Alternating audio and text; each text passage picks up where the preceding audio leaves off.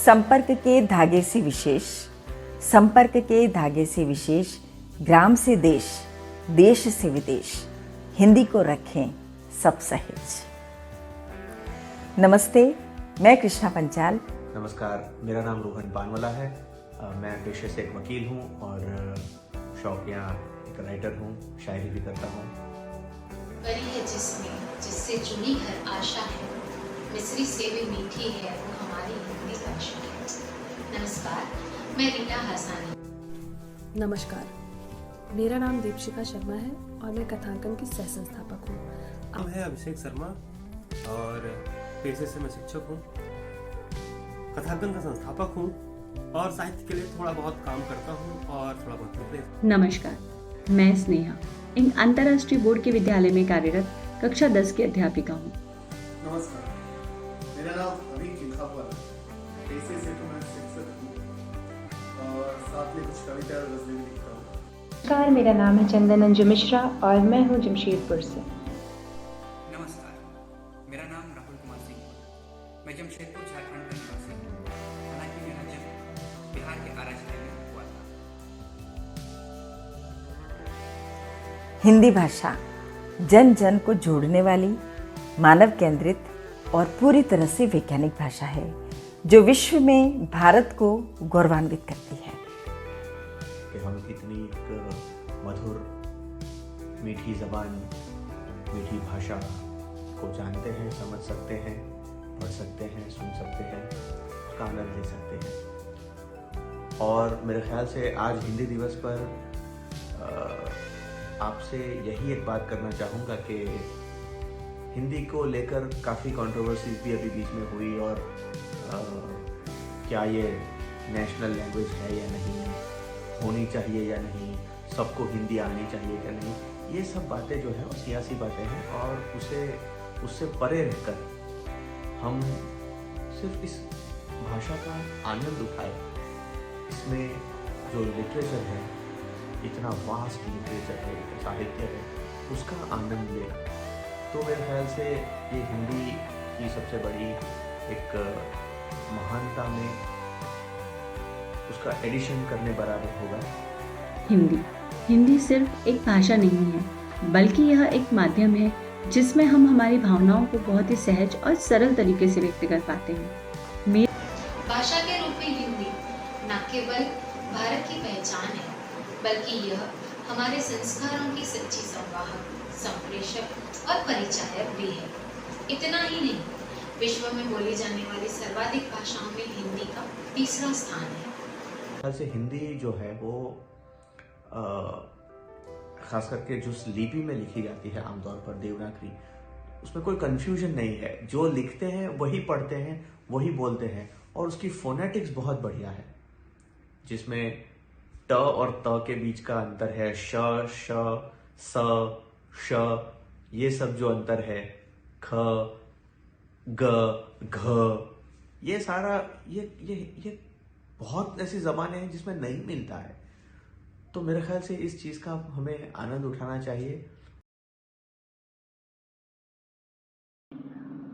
हिंदी के साथ जो मेरा संबंध है वो करीब 16 सालों से कह सकते हैं। जब मैं 7-8 साल की थी तभी से मैं हिंदी के प्रति जुड़ गई। कैसे वो जानते हैं, मेरे नाना जी वो स्कूल में टीचर हैं और टीचर थे, मतलब अभी रिटायर हो गए हैं। तो उनकी आदत थी कि वो जब भी स्कूल से आएंगे वो कुछ ना कुछ लिखते थे खुद से। तो मैं देखती थी उन्हें, जब मैं नानी घर जाती थी तो देखती थी कि वो हमेशा कुछ ना कुछ लिखते हैं अपनी डायरी में। मुझे बहुत रुचि जागी तो मैंने उनसे पूछ लिया कि नाना जी ये क्या लिखते हैं आप? बोले कि हिंदी को ज़िंदा रखने की कोशिश। उस टाइम मुझे कुछ समझ नहीं आया, लेकिन जैसे जैसे मैं बड़ी हुई फिर मैंने जाना, तो फिर मैंने बोला कि मुझे पढ़ना है। और जब मैंने पढ़ा तो उसमें उन्होंने ऐसे ऐसे शब्द लिख रखे थे हिंदी के, जिससे मैं रूबरू भी नहीं थी, जिनके बारे में मैं जानती भी नहीं थी कि ये क्या है। सवाल ये है कि हिंदी से मेरा संबंध कब जुड़ा। अब अगर मैं ये कहूँ कि हिंदी ने मुझसे संबंध कब जोड़ा तो ज़्यादा बेहतर होगा, क्योंकि मैंने तो हिंदी से संबंध पिछले 26 सालों से जोड़ा हुआ है, लेकिन हिंदी ने मुझसे संबंध पिछले 6 सालों से जोड़ा है। कथांकन का कोई कार्यक्रम था जहाँ पे मैंने टिकम वैष्णव करके एक शायर है जिनको सुना था। उसके बाद से हिंदी के प्रति मेरी रुचि बढ़ने लगी और मुझे एहसास हुआ कि भाई जो सब जिनकी तलाश में मैं अंग्रेजी में जाया करता था वो हिंदी में भी मौजूद है और बेहतर तरीके से मौजूद है। मेरा हिंदी के साथ भावनात्मक जुड़ाव बहुत ज़्यादा इसलिए है क्योंकि हिंदी मेरी मातृभाषा रही है। अपनी माँ को मन की बात बतानी हो या पिता से कोई बात मनवानी हो, रूठे हुए दोस्तों को मनाना हो, मैंने हमेशा से हिंदी भाषा का प्रयोग किया है और इसी भाषा में खुद को सहज महसूस किया है। बचपन में भी जब मेरी माँ मुझे सुलाने के लिए या मुझे खुश करने के लिए कविताएं या कहानियाँ सुनाया करती थी तो वो हिंदी और अंग्रेजी दोनों ही भाषा में होती थी, पर हिंदी कविता और कहानियाँ हमेशा से ही मुझे आकर्षित करती हैं। अपने विद्यालय के समय में भी रहीमदास जी के दोहे मुझे बहुत पसंद हुआ करते थे। उनका एक दोहा जो मेरे मन के बहुत ज़्यादा करीब है वह है, रूठे सुजन मनाइए जो रूठे 100 बार, रहीमन फिरी फिरी पोइए टूटे मुक्ताहार। अर्थात जिस प्रकार किसी माला के टूट जाने पर हम उसके मोतियों को 100 बार पिरोते हैं, उसी प्रकार यदि हमारे प्रियजन रूठ जाएं तो हमें उन्हें 100 बार मना लेना चाहिए। हिंदी का परिचय मुझे कैसे हुआ? जैसे सबका होता है आमतौर पर, नहीं स्कूल में नहीं, फिल्मों से। आमतौर पर हम हिंदुस्तानी क्या है वो इंग्लिश जो है वो क्रिकेट कमेंट्री से सीखते हैं, हिंदी जो है वो फिल्मों से सीखते हैं। तो मेरा भी परिचय कुछ ऐसे ही रहा, लेकिन जब परिचय हुआ तब इतना पता चल गया था कम उम्र में कि ये जुड़ाव लंबा रहेगा। और काफ़ी कम उम्र से मैं लिख रहा था, पढ़ रहा था, और जब मैं हॉस्टल में था तब मेरे साथ काफ़ी बिहार के, यूपी के, मध्य प्रदेश के यानी हिंदी बेल्ट के काफ़ी लोग आते थे। उनके बीच में रहकर भी मैं अपनी भाषा ठीक ठाक कर पाया। रेसिटेशन में फर्स्ट प्राइजेस आते थे, कविताएं लिखता था तो सब हौसला अफजाई करते थे। तो पता चल गया कि ये भाषा जो है वो लंबी चलेगी। हम अब जो हिंदी, खालिस हिंदी तो मेरे ख्याल से बहुत कम लोग बोल पाते होंगे, अब हिंदुस्तानी ही हो गई है जिसमें उर्दू का भी काफ़ी मेल जोल रहता है, जो भी यहीं की ज़बान है बाय द वे। मुझे जीवन में बहुत से ऐसे अवसर मिले जहां मैं हिंदी के लिए काम कर पाई, हिंदी के लिए अपना योगदान दे पाई। शुरू में जब मैं गुजरात में आई थी तो मुझे एक हिंदी न्यूज़ चैनल पर काम करने का मौका मिला, लेकिन मेरे लिए ये एक चुनौतीपूर्ण था क्योंकि अंग्रेज़ी समाचार पत्र और गुजराती समाचार पत्र से मुझे मदद लेनी पड़ती थी और कई बार कोई मुझे गुजराती में समझाता था तो उसे मुझे हिंदी में अनुवाद करना पड़ता था।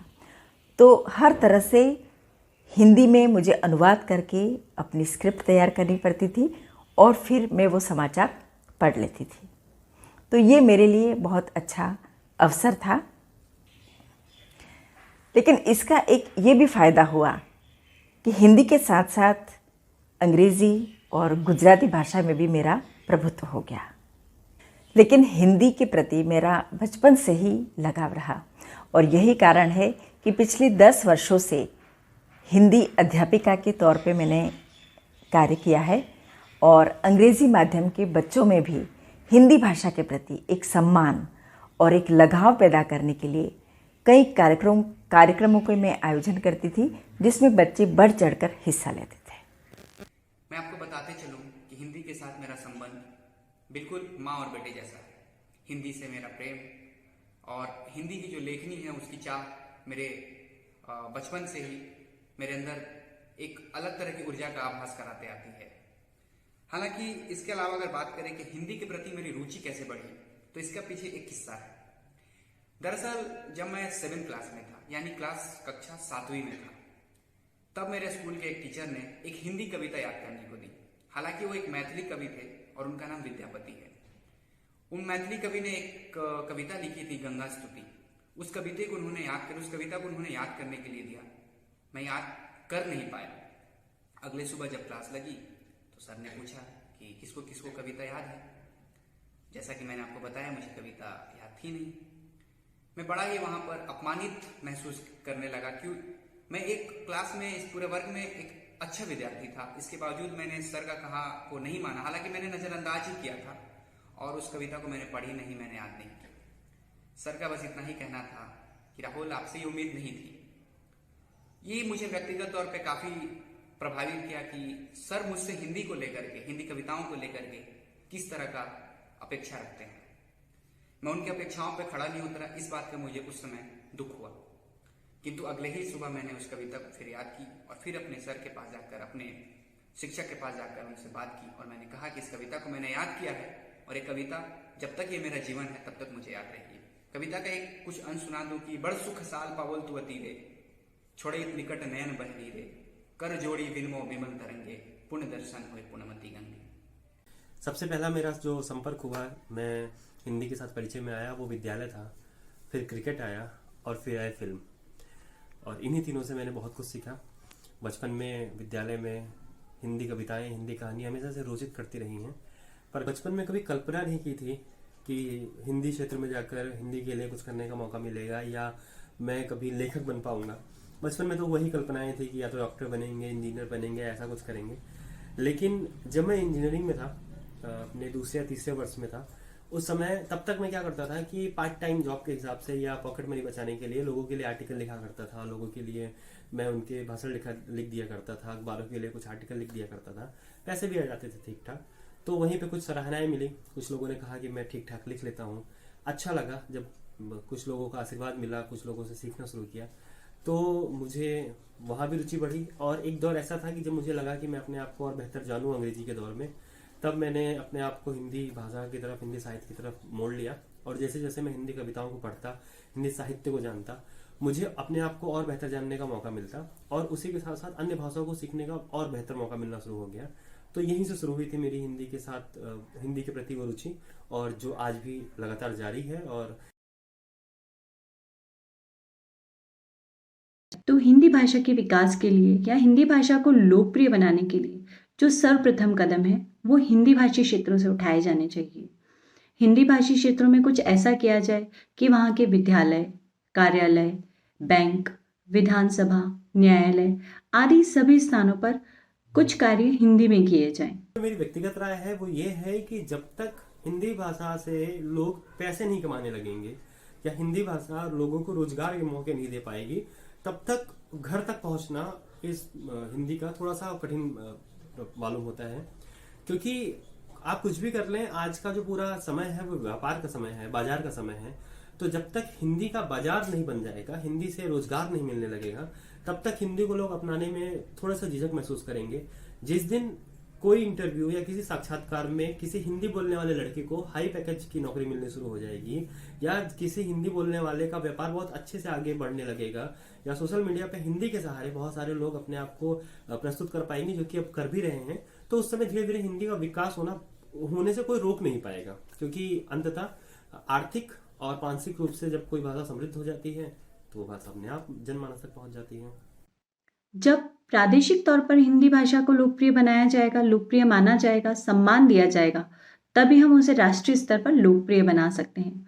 और फिर हम विश्व स्तर पर भी हिंदी को लोकप्रिय बनाने के लिए बॉलीवुड की तथा विभिन्न हिंदी लेखकों की सहायता ले सकते हैं।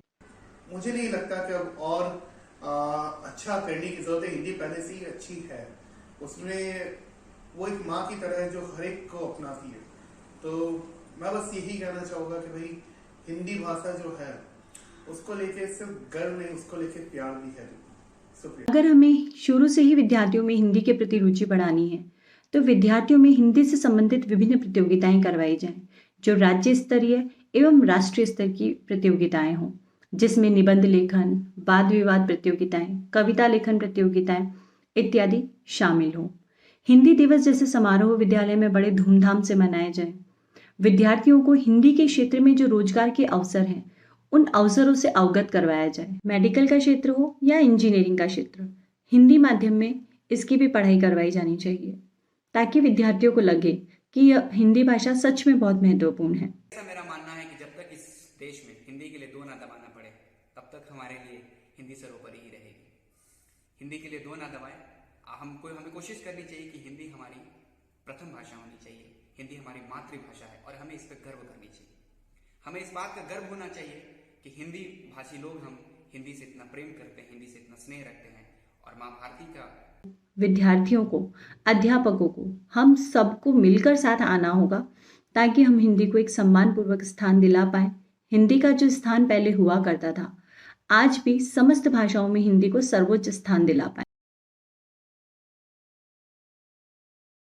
कीजिए, अखबार पढ़ना शुरू कीजिए। अखबारों के सहारे आप हिंदी बेहतर जान सकते हैं, और अखबारों में जितना बेहतर मिलेगा, किताबें पढ़िए, पुस्तकें पढ़िए, पुरानी साहित्यिक किताबों की तरफ जाइए, लिटरेचर की ओर जाइए। एक राय और जो सबसे बड़ी मैं ये दूंगा कि वो सोशल मीडिया या फिल्मों से हिंदी सीखने का प्रयास ना करें, क्योंकि वहाँ पे हिंदी का वो स्वरूप नहीं है। और सबसे बड़ी बात है कि बोलचाल की भाषा में उसको आप जितना बेहतर कर पाएंगे, जितनी ज़्यादा आपकी बोली हिंदी होगी, आप उतना बेहतर सीखेंगे। जितना भी साहित्य मिले पढ़िए, सियासी रंग से दूर रहिए, भाषा का आनंद लीजिए, उसकी महानता में इजाफा कीजिए और बस खुश रहिए। सीखने के लिए भी यही तरीका है कि हिंदी को अपनाइए, बोलचाल में हिंदी को लाइए। आप सभी को अंतर्राष्ट्रीय हिंदी दिवस की बहुत सारी शुभकामनाएं। विश्व हिंदी दिवस के इस शुभ अवसर पर आप सभी को बहुत बहुत शुभकामनाएं देती हूँ। आप सभी को विश्व हिंदी दिवस पर हार्दिक शुभकामनाएं। आप सबको हिंदी दिवस की बहुत बहुत शुभकामनाएं। बहुत तो आज अंतर्राष्ट्रीय हिंदी दिवस या विश्व हिंदी दिवस पे मैं कथांकन की ओर से आप सभी को बहुत बहुत बधाई देता हूँ, और आपसे ये उम्मीद करता हूँ या आशा करता हूँ कि आप भी इस पहल में आगे आएंगे और हिंदी को और समृद्ध बनाने के लिए जो कर सकते हैं वो करेंगे। धन्यवाद।